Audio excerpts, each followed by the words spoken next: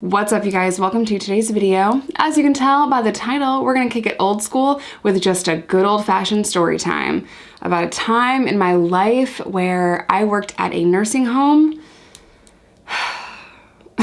and the RN stole everything. If you guys are new here, hi, my name is Jess. I'm a person in long-term recovery who has served time in prison. Not for this situation. If you want to follow me on any other social media platform, TikTok, Instagram, Patreon, that's $2. It's only ever going to be $2.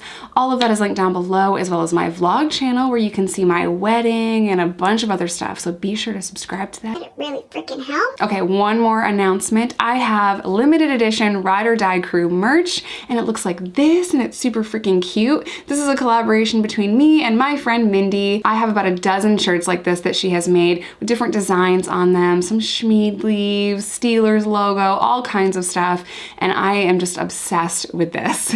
So I will leave the link for these in the description box down below. I'm not exactly sure how long we are going to keep this design and how long this collaboration is going on, so go grab that hoodie. All right, without further ado, let's kick this thing off. Okay, so for some context here, I've mentioned several times on the channel that I was married at 18, and during this time I worked at a nursing home. It was really hard work. It was really hard.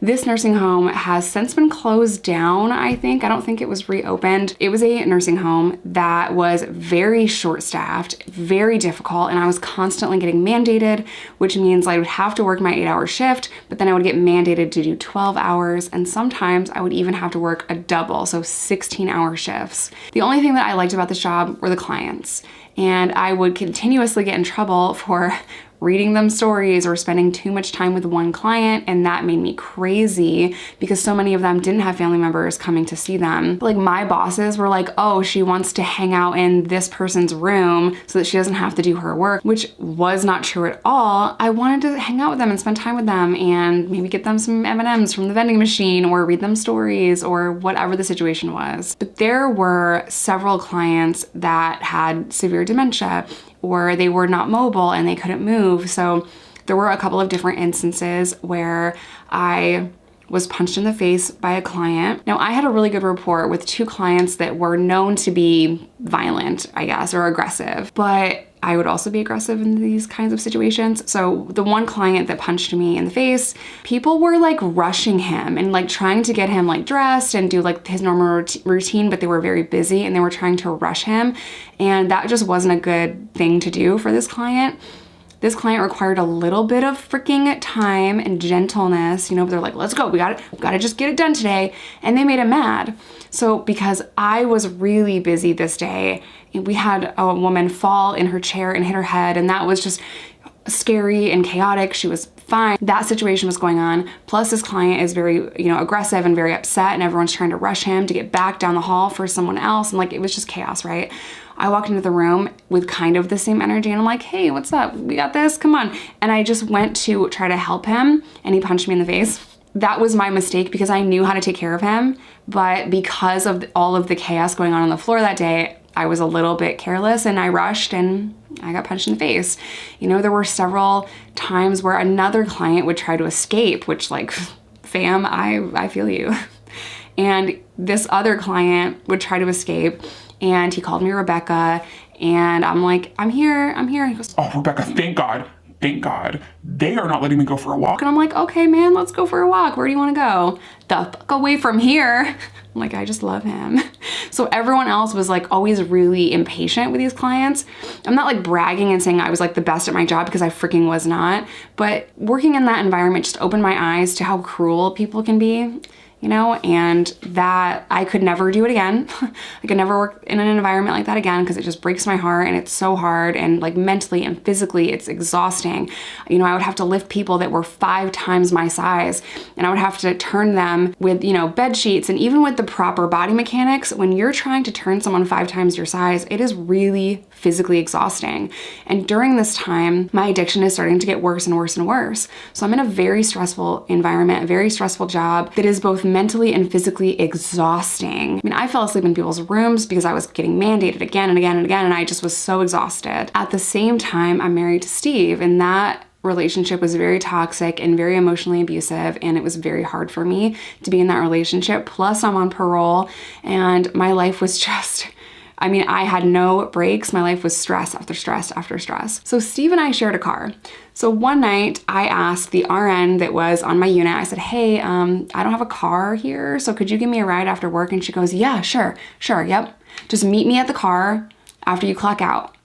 I'm like, okay, like maybe she's like in a rush or she's busy. She was very just like, yeah, it's fine. Just meet me at the car. Like her vibe was like totally off, but I didn't think anything of it because it's like, well, we're all freaking stressed out because there's like 60 people and like 4 employees. Like it's stressful. So I'm doing my nightly rounds and doing my paperwork and doing my checks and everything before I have to clock out. And one of the clients, he was a quadriplegic and probably in his like late 30s, early 40s. He was such a freaking cool guy and he was so intelligent and so dope. He would actually control a lot of things in his room with this like, I don't know how to explain it, like this tube. He would blow into this tube. He could work his computer. He could work his chair. There was a train around his room that he could work. Like he could make phone calls. He could do tons of stuff. And he was paralyzed from the neck down. But he was always like on to stuff, right? So I go to do my nightly checks and I checked on him last and I was like, hey man, I'm out for the night. You need anything before I go? And he said, peacock. That's what he called me. He called me a peacock because I was constantly fixing my hair. I don't know. He was so funny. He said his nurse, what are we gonna call her for the video? I guess Jackie. Yeah. That's perfect. Is Nurse Jackie still here? And I said, oh, I don't think so. I think she left a little while ago. And he looks at me and he goes, just be careful. I was like, okay, I'll see you later. Not even putting any of that together, right? But the way he looked at me, like I should have known something was up, and he would never ask about her. He didn't like her. He would never ask me if she was still there. If he wanted something, he would have asked me. Like he didn't really like this nurse, and it was long after meds were given out, so he didn't need her. And I should have like recognized that because that was just kind of a weird conversation. Like it was very brief though, you know what I mean? And I'm just trying to get out of there. But the way he said it and the way he asked me was just kind of strange. Anyway, I clock out, I go into the parking lot and I'm looking for her and I see her car and I go get into her car. I was like, hey, thanks for waiting. You know, sorry, I had to do rounds or whatever. And she goes, it's fine, you ready? I'm like, yeah. What's happening? So we both lived in the same town. That's why she was giving me a ride, which was like 25 minutes down the road. Well, as soon as we pull out, she's like, so tonight was my last night. I'm like, you just quit? She's like, no, but tonight's gonna be my last night. I'm like, dude, what happened? Like, why would you just leave? You didn't quit. You didn't put in a 2 weeks. Like, tonight's just your last night. And she said, well, look, don't tell anybody. Don't tell anyone what's happening. But I took some pop-up pads. A pop pad is like where the pills are. Like they're on these cards and they're kept in the nurse's thing and the nurse gives them out. Maybe I can find a picture of it to show you. She has a whole bag full of these.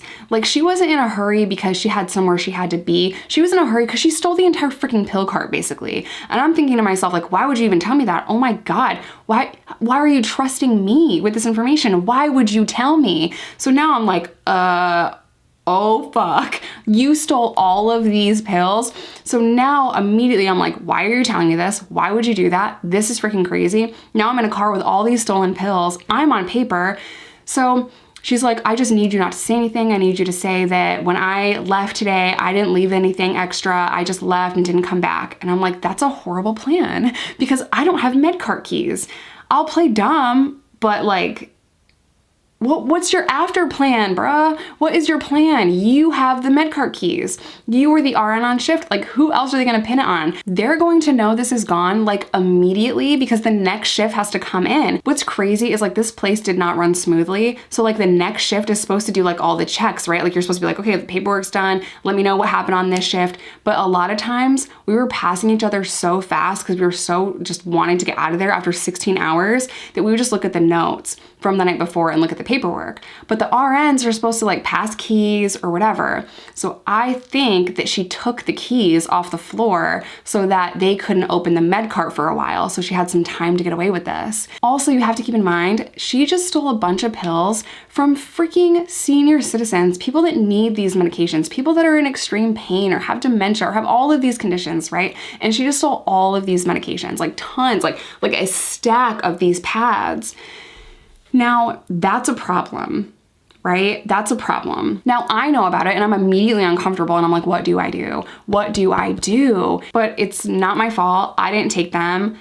I have to go into work the next day and pretend like I don't know anything. What's crazy is my mind is just racing. Like, what are we gonna do tomorrow? What are we gonna do when the clients wake up and they need their medication and they're in pain? What are we gonna do when they notice that she's the one that took them? What are they gonna do when they find out I got in her car that same night? I'm on paper, like my mind is freaking racing. And she's like, here, take a couple of these, just please don't tell anyone. And I'm like, oh my God. I don't want those. I don't want those anywhere near me. I'm on paper. They're gonna figure it out that you're the one that took them and they're going to like issue a search warrant. They're gonna come to your freaking house. And she's like, I have a plan for that. Don't even worry about it. I don't wanna tell you anymore. I just want to make sure that you're not gonna tell anybody. And I'm like, I won't, but you're so fucked. Like, I'm not gonna tell anybody. I just really wish that you didn't tell me. You know? Can I just say it was very hard for someone in active addiction to not take those pills? It was really hard. Now, I'm not like the most ethical drug addict on the freaking planet. I just knew that there was absolutely no way I could have gotten the 2 pop-in pads that she tried to give me into my apartment, in front of Steve, taken them out of the pop-in pads, then gotten rid of the pop-in pads, and then hid the pills. There was just no way that I could have hidden all of that from Steve. He would have recognized it. Like, there was just no way. Even if I could have hidden that from Steve, the minute they find out that these are gone and they issue like an arrest warrant or a search warrant or whatever for her, because she has just stolen an entire freaking med cart, I know that like I got in that car and they might come question me too. So like, I just did the quick math. She was probably sick. She probably didn't have any drugs. Like, so that was her way of like solving this problem. The next day, I'm so nervous because I'm thinking they're gonna play back the cameras. They're gonna see me getting into her car. They're gonna know that I left with her. Like, this is a big deal. This is my fault. I'm gonna get questioned. Now I go in the next day, and at that point, my shift was from 3 to 11. The nursing home reported it. Doctors found out, cops found out, and they already took care of it by 3 p.m. So after I clock in, I go to my unit. I'm like kind of feeling the vibe, and they're like, oh, did you hear about what happened last night? And I'm like, oh my God, no, what happened? I have no idea. And they're telling me what happened and that they suspect that it's this person, and it was reported immediately when the other shift came on. And I'm like, what? That's crazy. Oh my God. I'm sure my acting was not very good, but it was a very brief, like, this is what happened, this is what we're doing about it, da da da. So they had already like created a plan to fix the situation and make sure the clients were okay and also arrest this chick. So I go to do my regular stuff, my shift. Hours go by, like 4 or 5 hours, and I'm like, okay, ask somebody about the cameras, you know, like ask somebody about the cameras, like, oh, what time did she leave last night? Because, you know, I was still doing my rounds. I didn't see her when I left. Say something so that you can figure out if they saw you get into this car, right? So I was like, what time did Nurse Jackie leave last night? Did she leave early? Like, how did she get away with that? Did you see her pull out of the parking lot? I'm like, oh no, the parking lot cameras don't work. So we just had to go on the clock out times. And I guess she clocked out like 20 or 30 minutes before you. So that's probably why you didn't see her. And I was like, talk about hitting the freaking lottery. No one knows I got in this car with her. Man, I'm telling you right now, I was so scared. I couldn't sleep. I was so nervous. I was so scared. But the nursing home took care of the clients and made sure that the doctors knew that this was stolen, and there was a police report. And I guess they issued, you know, the pills for the clients, and whoever was like in charge of the nursing home went to pick up all of the stuff for the clients, and it was something that was corrected pretty quickly, so they were okay. Now, again, this nursing home did not run smoothly. This nursing home had to be shut down because people were not being taken care of.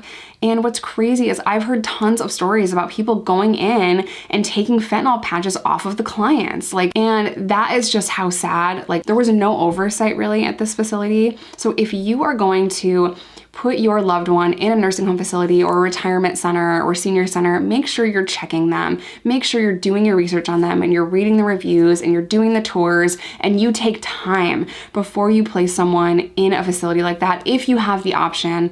You know, a lot of clients, you know, their insurance does it and they're just placed wherever, and that's so awful. So make sure you're doing your research, because when it comes to your loved one, it freaking matters. It matters. And I can tell you from my experience, there was no oversight, and a lot of people did not get taken care of the right way for multiple reasons. One of them being that the facility was extremely understaffed, and it was just really hard to keep up with a bunch of clients. You know, my unit had like 60 clients, and there was like 4 CNAs and like an RN and an LPN.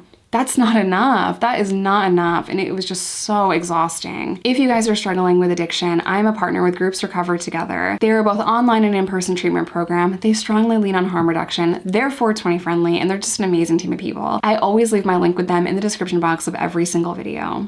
If you want to see more story times or more videos like this, I will leave them on the card up here. Be sure to subscribe if you have not done so already, and I will see you guys in my next one.